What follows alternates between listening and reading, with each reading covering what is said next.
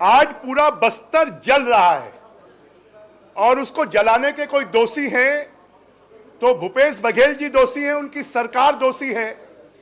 छत्तीसगढ़ के इतिहास में जो नारायणपुर की घटना है वो शायद पहली घटना है। 50-50 शिकायत होने के बाद भी उसके एक दिन पहले एक समाज विशेष के लोगों ने लोगों की पिटाई की, आदिवासी समाज के लोगों की। और ये जो घटना है ये सिर्फ नारायणपुर में नहीं, पूरे बस्तर में पूरा आदिवासी समाज लगभग 100 से ज्यादा आंदोलन धर्मांतरण के खिलाफ में कर चुका है, परंतु सरकार धर्मांतरण करवाने वालों को संरक्षण दे रही है। और नारायणपुर की घटना इसकी परिणति है। पूरे छत्तीसगढ़ को जलाने का काम कोई कर रहे हैं तो भूपेश बघेल जी कर रहे हैं। आरक्षण के नाम पर, धर्मांतरण के नाम पर लोगों को गुमराह करने की कोशिश कर रहे हैं। अब आज सरकार प्रायोजित आरक्षण को लेकर आंदोलन हो रहा है। क्वांटिफाइड डाटा आयोग की रिपोर्ट, जिसका बेस आरक्षण का बेस क्वांटिफाइड डाटा आयोग की रिपोर्ट है, वो रिपोर्ट को सार्वजनिक करने से वो क्यों डर रहे हैं? क्योंकि वो रिपोर्ट फर्जी है, वो रिपोर्ट फैब्रिकेटेड है। और इसलिए बार बार हमने विधानसभा में जब ये विधेयक लाया गया था, हमने सर्वसम्मति से पारित किया, तब भी हमने कहा था कि क्वांटिफाइड डाटा आयोग की रिपोर्ट जो आपने कारण उद्देश्यों में रखी है उसको प्रस्तुत करें।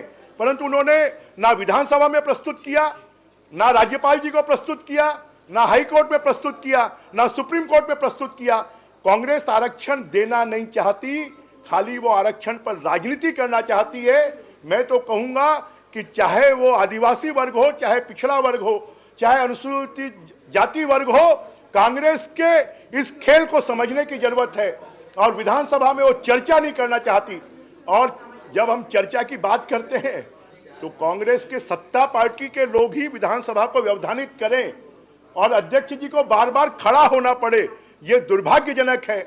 हम तो चाहेंगे कि जनता अब आने वाले 2023 के चुनाव में जो आरक्षण के नाम पर, धर्मांतरण के नाम पर पूरे छत्तीसगढ़ में आग लगाने का काम, कानून व्यवस्था को बिगाड़ने का काम कोई कर रहा है तो भूपेश बघेल जी और उनकी सरकार कर रही है, इसका बदला लेगी।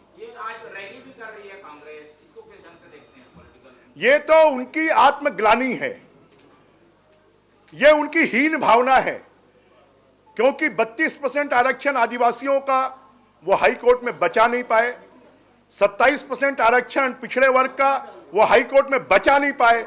अब अपनी हीन भावना को छुपाने के लिए अगर सत्ता पार्टी ही सड़कों पर आए, आंदोलन करे, तो फिर उसको सत्ता में रहने की बजाय इस्तीफा देकर मुख्यमंत्री जी सड़कों की लड़ाई लड़े, हम भी उसके लिए तैयार हैं।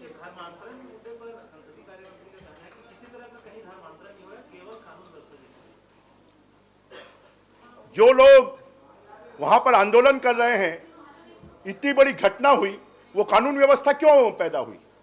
उसके एक दिन पहले समाचार पत्रों में छपा है, न्यूज चैनलों में छपा है, एक समाज विशेष वर्ग के लोगों ने 200 से ज्यादा लोगों की जाकर पिटाई की है।